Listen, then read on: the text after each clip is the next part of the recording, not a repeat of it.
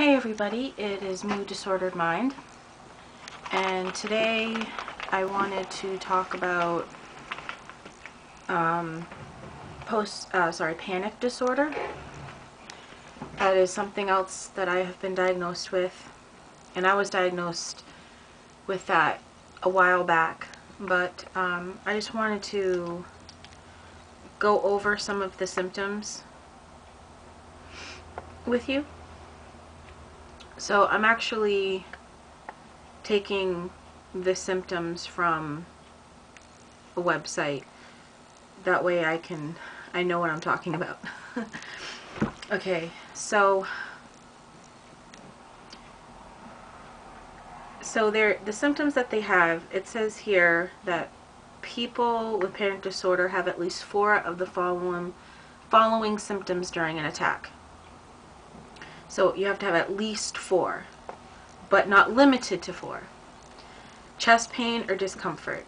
I've never experienced the chest pain or discomfort. I've never felt like I was gonna have to go to the hospital for anything like that. So that's not something that I've experienced. Dizziness or faintness. Yes, when I get very panicked and I start freaking out, I get a little, I want to say lightheaded. I think that's the same as like faintness, but I've never fainted. Fear of dying. I've never had this fear. I've never been panicked, had a panic attack, and thought that I was going to die. Fear of losing control or impending doom. Yes, I've definitely felt fear of losing control, because it's usually something that I think if I don't do something, I'm trying to think of an example. You know, say, for instance, you don't get your taxes in by April 15th.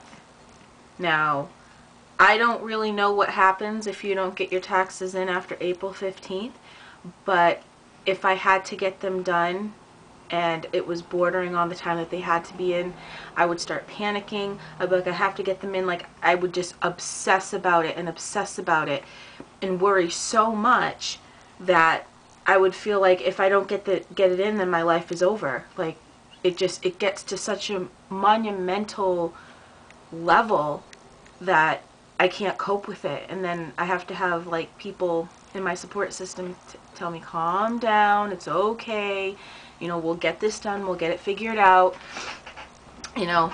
So that would be like an example of it, of losing control. Feeling of choking. I've sometimes felt feelings of choking. I mean, maybe not necessarily choking, but more of a lump in my throat. I don't know if anyone else has experienced that, but I do sometimes feel that when I'm panicking. Feelings of unreality. Well, I kind of, oh, sorry. Whoops, I skipped one. Feelings of detachment. Now, I'm assuming that this means that you disassociate from the situation, what's going on at hand. It's not, you're not present in a sense. You feel like you're watching this happen to yourself. I don't think that's ever happened to me. Not during a panic attack. Definitely during other incidences, but not during a panic attack. Feelings of unreality. Yes. I definitely don't see things the way that they are when I start to panic.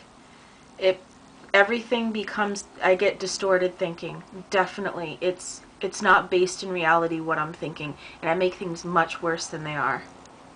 Nausea or upset stomach. All the time.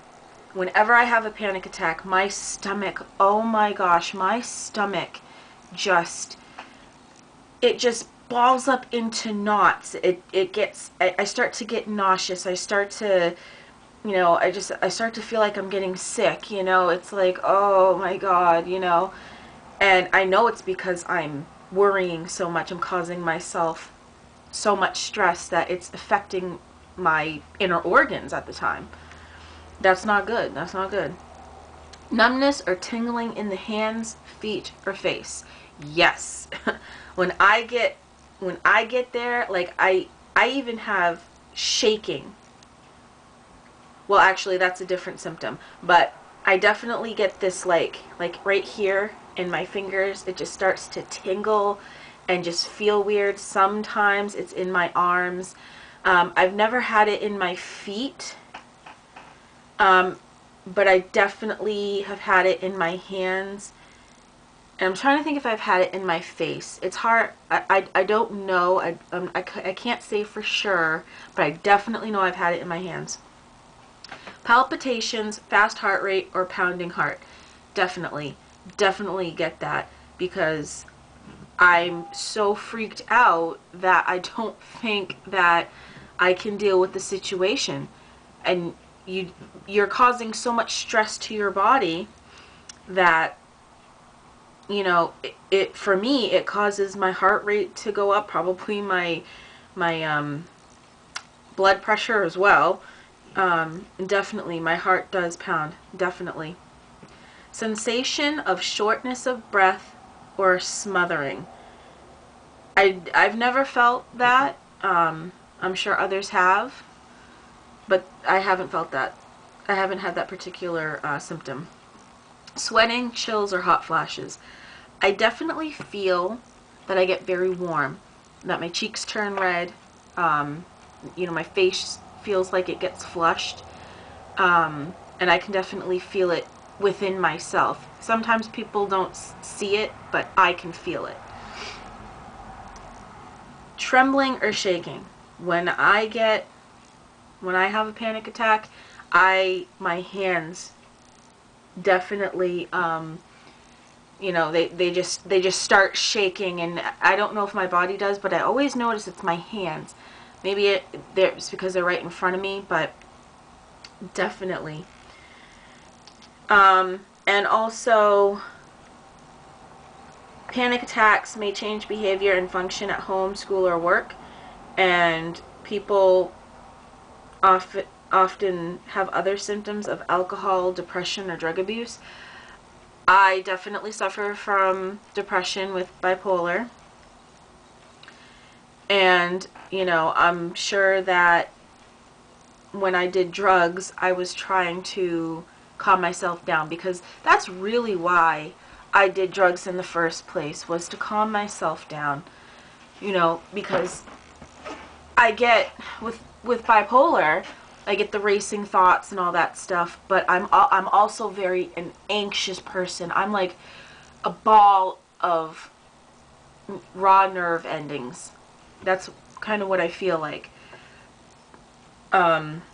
So basically